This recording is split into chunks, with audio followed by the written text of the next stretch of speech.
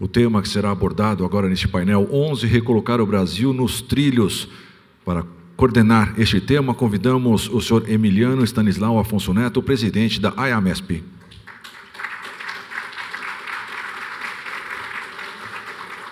Acompanhando os nossos convidados palestrantes, o senhor José Eduardo Castelo Branco, subsecretário de Planejamento Estratégico e Modernização Fazendária da Secretaria de Estado de Fazenda do Rio de Janeiro, engenheiro civil, mestre em geotecnia pela CUP, Universidade Federal do Rio de Janeiro, doutor em transporte pela CUP também da Universidade, foi diretor-presidente da Valec. O senhor Frederico Bussinger, consultor, foi secretário municipal de transporte de São Paulo e secretário executivo do Ministério dos Transportes, presidente da SP-Trans, CPTM, Docas de São Sebastião e Confer, diretor do Metrô de São Paulo, Departamento Hidroviário de São Paulo e CODESP, presidente do Conselho de Administração da CET de São Paulo, SP-Trans, Rede Ferroviária, CNTU e Comitê de Estadualizações da CBTU, coordenador do GT de Transportes da Política Estadual de Mudanças Climáticas, membro da Comissão Diretora do Programa Nacional de Desestatização.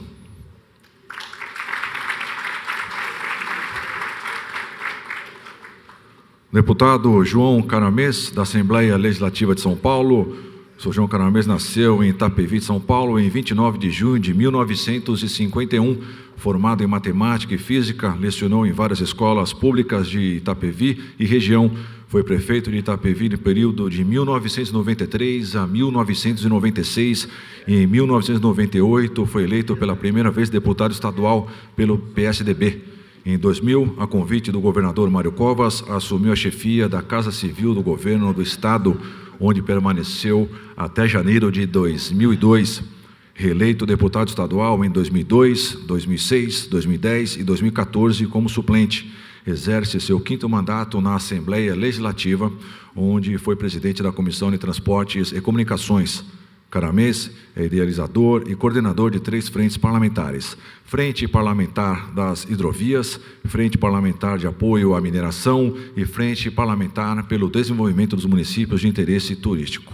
Uma salva de palmas, por gentileza. Nós estamos aguardando o nosso palestrante convidado, o senhor José Manuel Ferreira Gonçalves, que é professor e doutor da Unip. Ao chegar, eu apresento. Com a palavra, o senhor Emiliano. Boa tarde a todos. É com satisfação que eu estou coordenando essa mesa, tá? E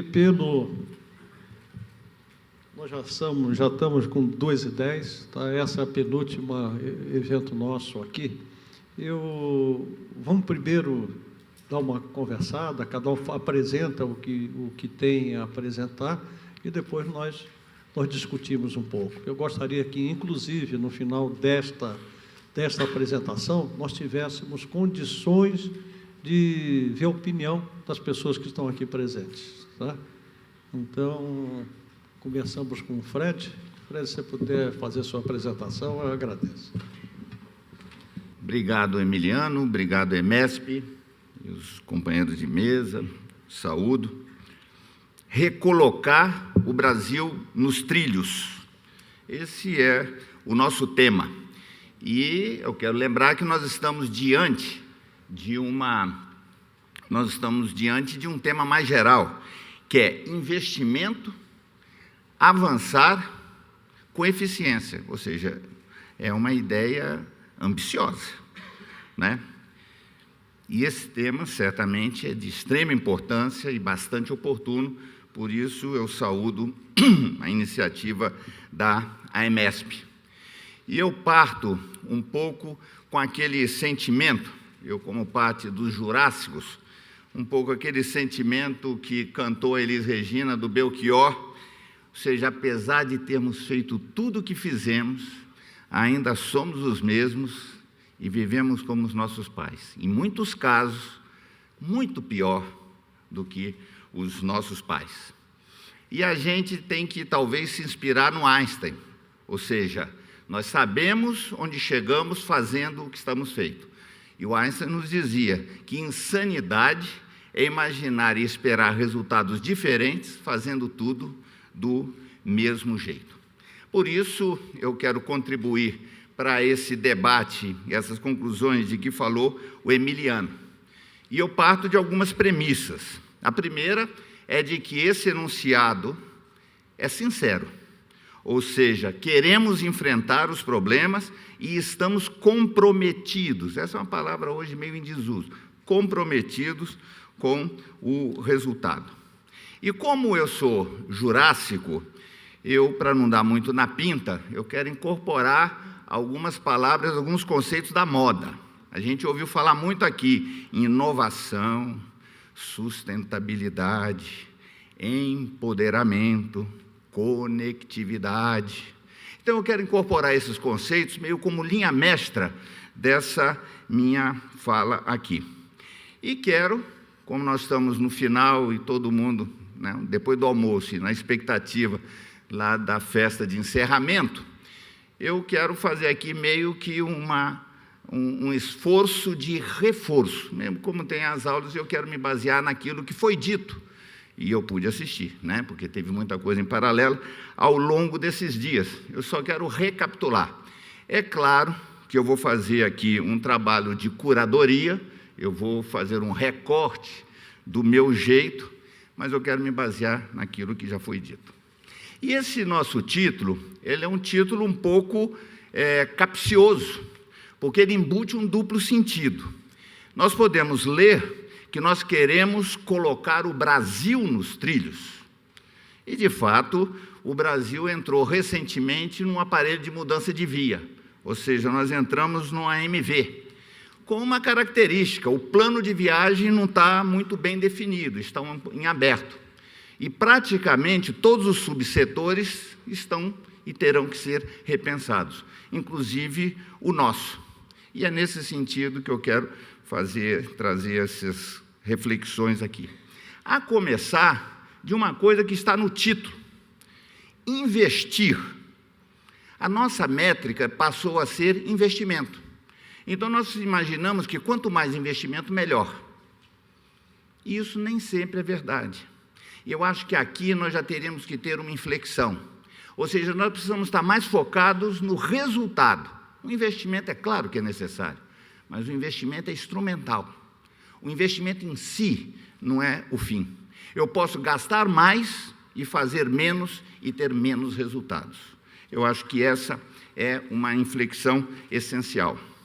Mas eu não quero tratar desse tema e nem o tempo me permite. Eu quero ficar na segunda leitura do título, ou seja, recolocar o Brasil nos trilhos, ou seja, recolocar metrôs e ferrovias nos trilhos, que é o que nos une mais aqui. Eu fiz uma lista de 38 sugestões. Não vou poder percorrer todas, e por isso eu fiz aqui uma seleção. O tempo é bastante curto. A primeira delas é que, antes de pensarmos no ataque, nós precisamos pensar na defesa. Ou seja, o conjunto de obras paralisadas que estão nos jornais, inclusive dessas semanas últimas, sistemas inconclusos, falhas e acidentes crescentes, frotas canibalizadas, serviços descontinuados, ou seja, como diz o João Bosco, está lá o corpo estendido no chão. E disso nós pouco ouvimos falar neste evento. Ao contrário, nós seguimos gostando daquela ideia do espelhinho do navio negreiro. Tudo aquilo que nos inspira, nos fascina e nos excita. A segunda coisa é que eu acho que, antes de pensar no que fazer, e talvez mais rapidamente, nós devemos pensar naquilo que nós não devemos fazer, ou que nós não podemos fazer, ou que, se fizermos, estaremos comprometendo decisões futuras. O exemplo mais candente nós ouvimos nessa sala ontem à tarde pelo representante da MRS, de certa forma entusiasmado, na sessão dirigida pelo Abate, muito entusiasmado porque tinha logrado, em relação aos imóveis lá da Presidente Wilson, arrumar um jeito de resolver o problema do recém-criado Plano Diretor de São Paulo. É óbvio que, se eu quero mais ferrovia transportando cargas na cidade de São Paulo, na região metropolitana, eu preciso ter pátios, eu preciso ter plataformas logísticas. E os melhores locais que nós temos estão sendo destinados e comprometidos para as outras finalidades. Presidente Wilson, Água Branca, Pari. Ou seja, não tem sentido a ferrovia passar se o trem não tem onde parar, descarregar e carregar. Portanto, isso devia ter sido cravado no plano diretor, e não numa gambiarra colateral de portarias e decretos. A terceira coisa, nós ouvimos muito em várias sessões, eu quero destacar algumas, talvez seja o ponto mais rico do que nós ouvimos nesses dias. É a questão da abordagem, do approach. Já na sessão de abertura, o Goerano deu o exemplo da JR japonesa, que redefiniu o seu papel. E ele apresentou o que isso aconteceu, e os resultados que isso colocou. E eu acho que é bom nós nos prepararmos e pensarmos nisso, de como repensar os nossos metrôs e ferroviárias, as nossas empresas metroviárias e ferroviárias. Porque nós podemos estar certo que, como cantou Lulu Santos, nada do que foi será do mesmo jeito que já foi um dia.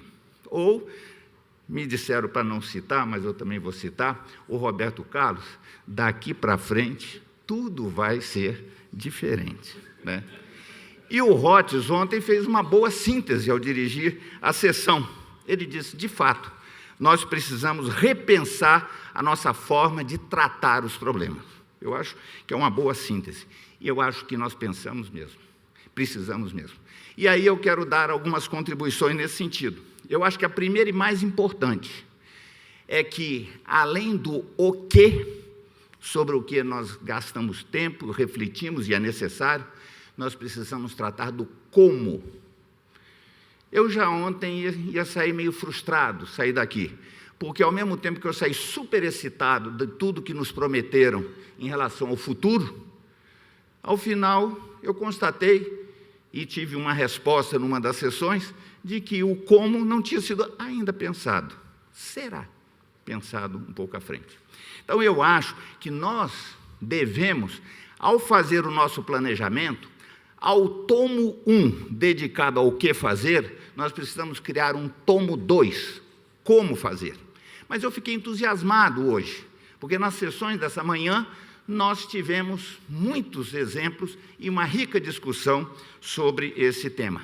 Eu até falei com o Branco, fiquei muito surpreso que na sessão de abertura, antes da abertura, tinha uma sessão de 8 eixos de reflexões. Nos 8 eixos, não tinha nenhum que tratava do como fazer. Eu peguei a lista dos trabalhos que foram técnicos apresentados, dos 61 trabalhos, só 2 tratavam do como fazer.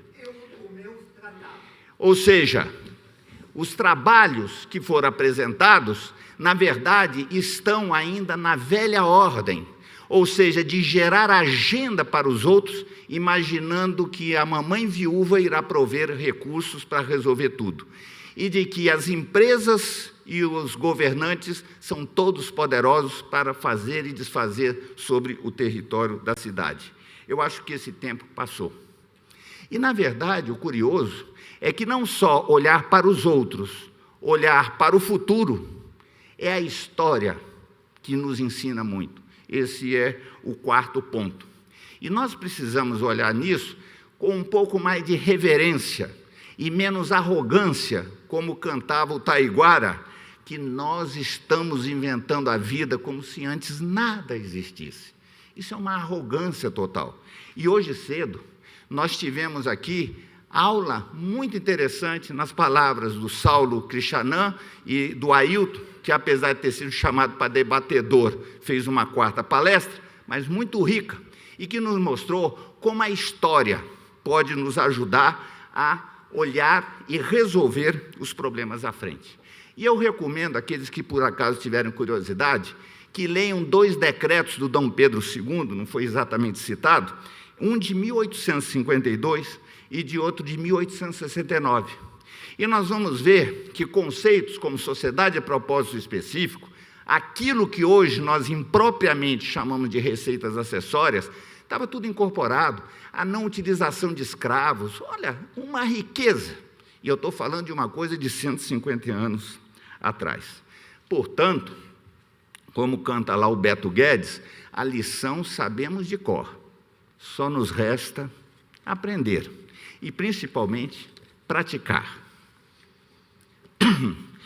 No último bloco de questões de conteúdo, eu queria me fixar sobre alguns instrumentos que podem nos ajudar a dar este salto naquela linha que inicialmente eu havia mencionado, ou seja, incorporando esses conceitos que nos fascinam tanto de inovação, sustentabilidade, empoderamento e conectividade.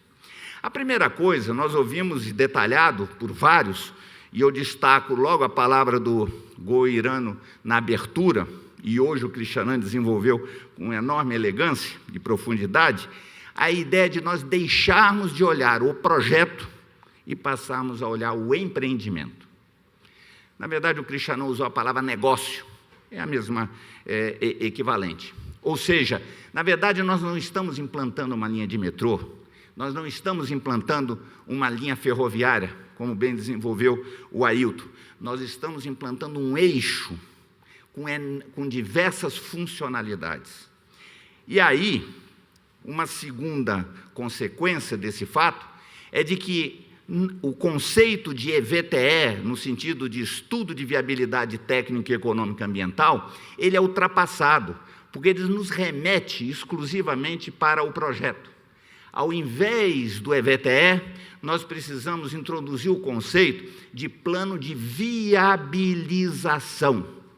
É disso que se trata. E hoje nós ouvimos bem o generoso secretário de Mobilidade falando do filtro que está sendo introduzido na análise dos projetos. Ou seja, deu já no nascedouro querer saber quais são as condições que eu vou viabilizá-lo. E, nesse sentido, eu queria dar o exemplo de um hotel, de uma grande rede internacional, muito presente no Brasil, que ela projeta o seu hotel com a mesma bandeira, mas dentro do seguinte conceito: o que cabe de serviço em $40? É muito interessante, porque com $40, se for na Avenida Paulista, é um certo kit de serviços. Se for na periferia, é uma outra. E se for numa cidade em Limeira ou em Campinas, num daqueles campos, poderá ser outro tipo de serviço. É um conceito completamente diferente do que nós temos praticado, inclusive ouvimos bastante durante esse evento. Ou seja, eu imagino o que eu quero, o que eu desejo, o dinheiro, isso não é problema meu. A desapropriação não é meu. Ou seja, licenciamento não é meu. Não, eu tenho que pensar no nascedouro. Então, este conceito, até o que o generoso falou aqui, eu acho alvissareiramente muito próprio. Um outro aspecto que eu acho que nós precisamos alterar na nossa forma, neste approach, é a questão da estruturação econômico-financeira. Eu disse que receita acessória é uma terminologia inadequada, porque receita acessória parte do princípio que o negócio é a ferrovia ou o metrô, e o resto é o resto. Não é isto. Ou seja, este empreendimento, ele é pensado no seu conjunto, despesas e receitas, ingressos e dispêndios. É um pouco aquele conceito que a indústria automobilística tinha até os anos 50, chassi e carroceria. Hoje nós sabemos que não é mais assim, ao pensar um carro, ao pensar um ônibus, o chassi é parte da carroceria, a carroceria exerce papéis estruturais, ou seja, isso já é pensado no seu conjunto. Por isso que o operacional, o técnico, o operacional, o ambiental, o jurídico, o econômico, é parte de uma mesma equação desde o início. E nós vimos, no exemplo, o japonês diz que 36% vem de o que, entre aspas, são receitas acessórias. Hong Kong, ouvimos hoje cedo, que é quase 50%. Outro tema importante é de nós pensarmos a questão da governança. Normalmente, nós pensamos governança como alguma coisa que está escrita na lei ou no decreto, ou expresso no organograma. Governança são relações, ou seja, quem são os atores envolvidos e que relação se estabelece entre elas. Este é o conceito de governança importante para isso que nós estamos falando aqui. E, por fim, nesse pedaço, eu diria que nós precisamos pensar, inclusive, diferentemente, o próprio gestor público. Esse evento, e nós pensamos muito, reverencialmente em relação ao gestor público. O gestor público soberano, que é o poder executivo imaginado, isso é uma coisa do passado. Aliás, outro dia eu ouvi que o Brasil é um país sui generis, porque no Brasil o executivo legisla, o legislativo julga e o judiciário governa, ou seja, nós somos um país bem diferente. Então, repensar esse papel, e hoje o executivo, eu diria, está muito enfraquecido daquilo que nós idealizamos. Por isso, quando eu vejo um prefeito e um governador, inclusive na propaganda eleitoral, eu faço, eu tinha, eu tenho, tal, digo, não sabe do que está falando. Porque, na verdade, o executivo que nós precisamos hoje é um executivo que é uma simbiose, é um 3 em 1. Ele é um gestor, ele é um líder de uma comunidade, porque o poder público não pode fazer tudo, e não tem como for, e ele é um embaixador daquela comunidade fora dela, porque as parcerias externas são parte da coisa. E isso nós precisamos fazer com todo o cuidado, sabendo que, como nos ensinou Maquiavelli, coisa mais difícil não há do que estabelecer uma nova ordem. Os beneficiados pelo status se oporão ardentemente como sectários, enquanto os beneficiados pela nova ordem defendem timidamente as mudanças sem entusiasmo. E eu queria deixar uma palavra final para a EMESP, Miliano. E eu queria, na verdade, subdividir isso em duas. A EMESP enquanto instituição e enquanto a este evento específico. Eu acho que a EMESP pode vir a desempenhar um papel importante no estabelecimento do debate. Ou seja, onde está o espaço do debate de transporte em São Paulo? Esse espaço inexiste. Nós temos muitos eventos, onde as pessoas desfilam PowerPoint, trazem informações e se relacionam, trocam cartões de visita. Mas o espaço do debate desapareceu. Ele está longe daquilo que foi nos anos 70 e nos anos 80, e vários aqui participaram. Hoje nós não temos um espaço de debate, nem em São Paulo, nem no Brasil. E eu acho que isso a EMESP pode vir a desempenhar. E eu até diria que, na verdade, é uma responsabilidade.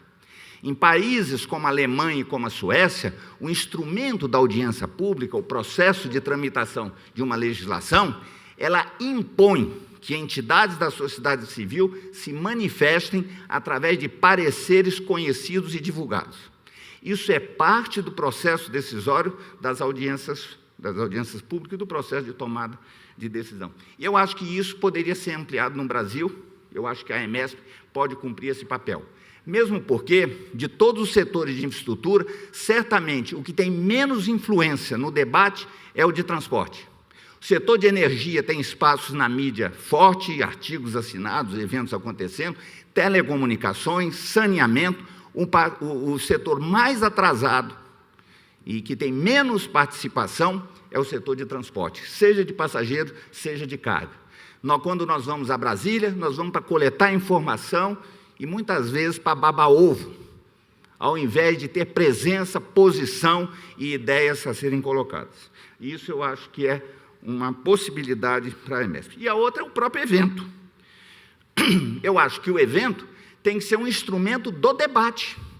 Hoje cedo nós tivemos uma situação aqui triste, porque nós tivemos uma matéria-prima preciosa e espaço zero do debate. E eu deixaria duas sugestões finais para a EMESP. A primeira delas é o seguinte: acho que valeria muito a pena de que pudesse ser feito um inventário do que foi dito, por exemplo, nos 5 últimos seminários, principalmente o que disseram as autoridades, e fazer uma planilha Excel, o que foi dito e o que aconteceu. Eu acho que talvez isso pudesse ser a matéria-prima para o do ano que vem.